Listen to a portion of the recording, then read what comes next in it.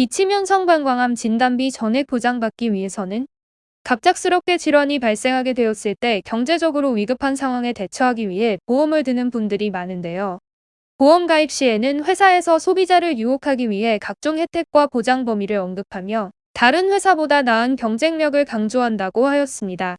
하지만 막상 보험금을 지급해야 할 때 보험사는 보상금 지급으로 인한 손실을 낮추는 것이 목적이므로 절대로 피보험자의 입장을 고려하지 않는다고 하였죠. 오히려 모든 수단을 동원하여 피보험자를 압박하고 지급하는 액수를 줄이려고 하는데요. 비치면 성방광암 진단비를 청구한 소비자들의 경우 보험사와 분쟁을 겪게 될 확률이 높다고 하였습니다. 보험금 분쟁에 휘말리지 않기 위해서는 우선 보장 범위가 확실한지 보험약관을 잘 따져보고 상품에 가입하는 것이 적절하다고 하였습니다. 또한 보험금으로 인한 분쟁에 연루될 경우 전문 손해사정사를 갖추고 있는 암 전문 법무법인의 조력을 받아보는 것이 도움이 된다고 하였는데요. 기본적으로 법적인 분쟁이나 금전 관련 분쟁의 경우 객관적인 증거와 논거를 갖추어야만 법적으로 대처가 가능하다고 하였습니다. 하지만 보험사와 분쟁이 생긴 경우 의학적인 부분에 있어 개인이 많은 실무 경험과 전문 지식을 갖춘 보험사를 상대로 승소하기 어렵다고 하였습니다. 따라서 보험사의 압력에 동등하게 맞설 수 있는 법무법인의 도움을 받는 것이 바람직한데요. 내부에 전문 손해사정사가 있을 뿐 아니라 보험사를 상대한 오랜 실무 경험과 암 전문 의학 지식을 바탕으로 종사하고 있는 법무법인의 조력을 받는다면 보험금 문제를 원활하게 해결할 수 있다고 하였습니다. 일반적으로 암질환과 연관하여 보험금 분쟁이 발생하였다면 체내에 생성된 악성 종양이 암으로 판명하기 애매한 경계성 종양의 경우가 다수라고 하였죠.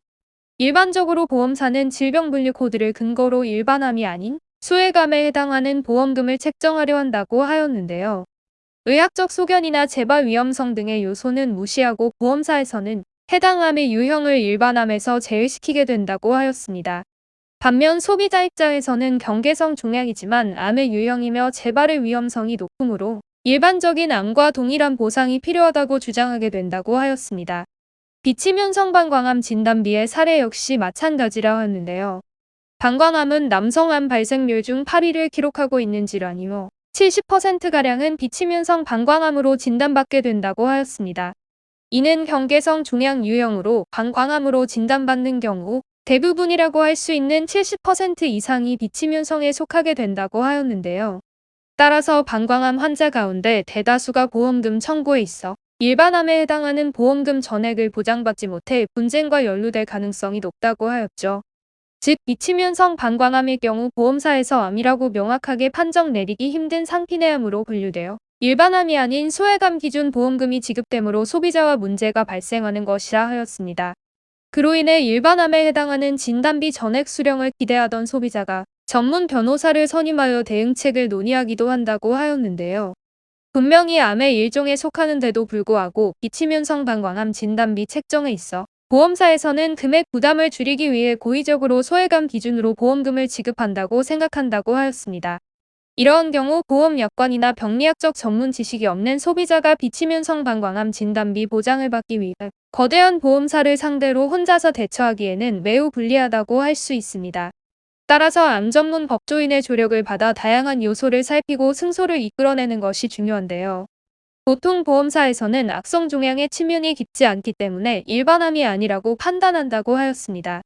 이에 대한 근거로 활용하기 위해 환자가 발급받은 진단서와 관계없이 보험사는 의료자문으로 보험금 지급 심사를 진행한다고 하는데요.